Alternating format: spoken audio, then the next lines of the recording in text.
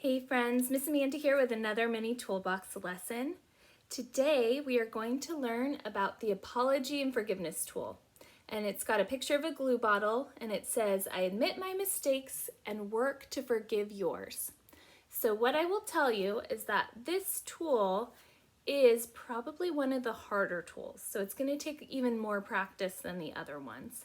And we're going to learn today how to do a proper apology, and we're going to talk about the idea of forgiveness, because these are both really important, powerful tools that we have available when we do things to hurt other people with our words and our actions. So with the please and thank you tool that we talked about last week, we talked about that when we use please and thank you, it opens the door to connections and relationships and friendships with kindness and appreciations, right? So today's tool is gluing those connections, relationships, friendships back together when we do something hurtful. And when we do something hurtful, what happens is often we put sadness or anger onto somebody else.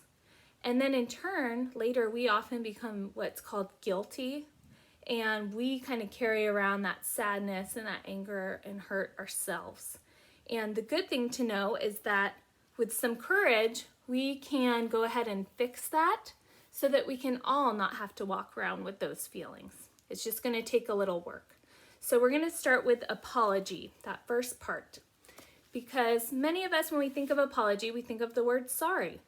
And sorry itself is a great word because you're, saying that you didn't mean to do something, right? You want to correct it. But what I often see is I see people say sorry like this, sorry, or sorry. And if you've been on the receiving end of that, when someone says sorry that way, it doesn't really feel like they mean it. It doesn't feel sincere. So today we're going to talk about how to apologize in a way that's thoughtful and sincere, and it shows that you are taking responsibility for something you did or said that was wrong, so that we can really repair that friendship or connection and move on.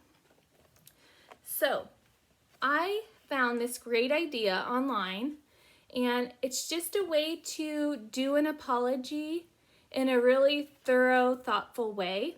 And what I tell my friends is, even if you forget any of these pieces, if you say the word sorry and you add any of these, it's going to come across like you really mean that you are sorry. But today we're going to practice doing all of them all at once, just so you can see what a real sincere apology sounds like. So the first part, it's kind of like we're eating through an ice cream cone. So it says, I'm sorry for. So whatever we've done, we think about what we're sorry for, and then we say what we're sorry for. Then next you say it was wrong because. So you take that time to think and reflect. And then you say next time I will, because when we really hurt people, sometimes what they want to hear most is that we're not going to do it again, or that we're going to put our best effort into not doing it again. And then this last part is kind of like the cherry on top. So you can choose to use this part or not. And it says, can I do anything to make it better? And oftentimes that's really nice because it just opens doors for that person to tell you how you can fix that relationship and that connection. So I'm going to give you some examples of things maybe you have experienced at home, especially these last few weeks, where you could maybe have used your apology tool, or maybe if this happens to you now, you'll know you can use your apology tool. So maybe today, or maybe recently, you were playing a video game and a parent came in the room and said, okay, get off your video game. It's time for school, or it's time for dinner. And instead of just getting off, you said, leave me alone. So what probably happened after you said that is you probably made your parent feel a little upset. And then later you probably thought to yourself, oops, and you probably felt a little guilty and upset. So one way you could fix that is to go through these steps. So you could say, I'm sorry for saying leave me alone, or for yelling at you. It was wrong because it was disrespectful, right? And it was time to go to school or to dinner. Next time I will shut off my video game and be a good listener. And if you want, you can go ahead to the cherry on top. Can I do anything to make it better? So I can tell you, if someone apologized to me that way, I would be probably in a much better place to forgive them and move on, because I can tell they didn't mean it, they took responsibility, and they care about my feelings, and they're ready to move on. So here's another one. You were late for your Zoom class or your Google class. Maybe you got distracted. Maybe your alarm didn't go off. Who knows? So instead of just showing up and not saying anything, what you could do is you could go through the steps, right? I'm sorry for being late to your Google Zoom class. It was wrong because you're all here and it's a sign of respect to show up on time. Next time I will make sure I set my alarm, have my parent remind me when to start, and can I do anything to make it better? If that happened, I have a big feeling your classmates would be very understanding, and same with your teacher. They just wouldn't want to do it again. So I think you guys are pretty good at this now, and I'm going to also connect a sheet so you can make your own, but you can also just pick and choose one of these parts that maybe you want to think about and practice as you're apologizing. And another thing I want to say is that when you're apologizing, it's never too late to apologize. So even if, say, you had a big problem with a friend like a year ago or 2 years ago, and you're still carrying around that hurt, and maybe you miss them, or you just wish that you guys didn't not like each other, or you wish you hadn't have done something, it's never too late to apologize. And right now we actually have quite a bit of time.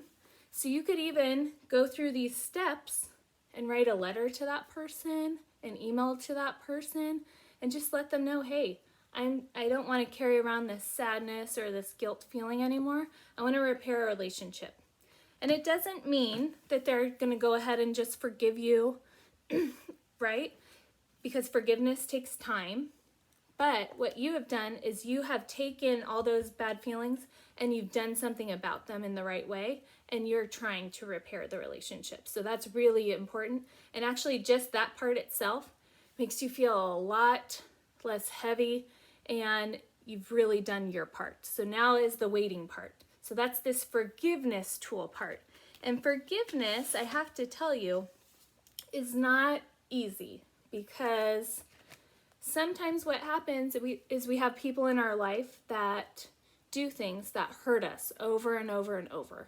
And when they do it a lot of times, it's hard to just go ahead and let it go and forgive them, right?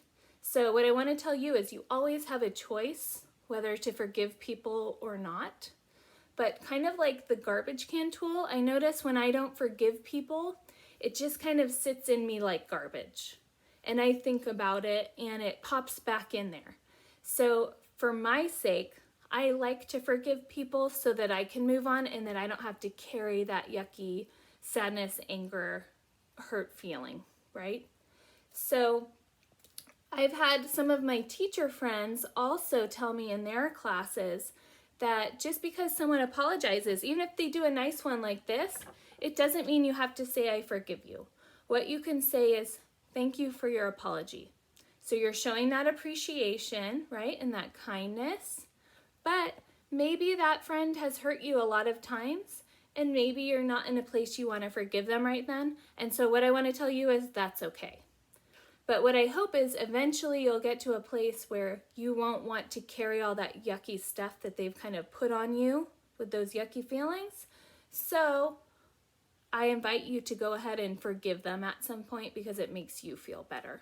And if you do that, you can go ahead and tell them, yep, I forgive you, we're good, let's move on, right? But you have to do it in your time. And I encourage you to do it in your time. And same with if you're apologizing, sometimes you need to wait. Sometimes someone doesn't want to forgive you right away, and that's okay because you've done your part. So what I invite you to do this week is go ahead and make maybe your own ice cream cone apology. I invite you to practice your apology tool and your forgiveness tool, of course. And then I also will connect you guys with this story It's called Matthew and Tilly, and it talks about some situations maybe you have been in at home over, arguments over silly little things that happen with our brothers and our sisters and in our daily lives. And it just kind of highlights the importance of apologizing and forgiving. So continue to be kind. I hope you guys are all practicing your self-care and your tools. And as always, I miss you all, and I hope to see you soon. I'll definitely see you next Friday.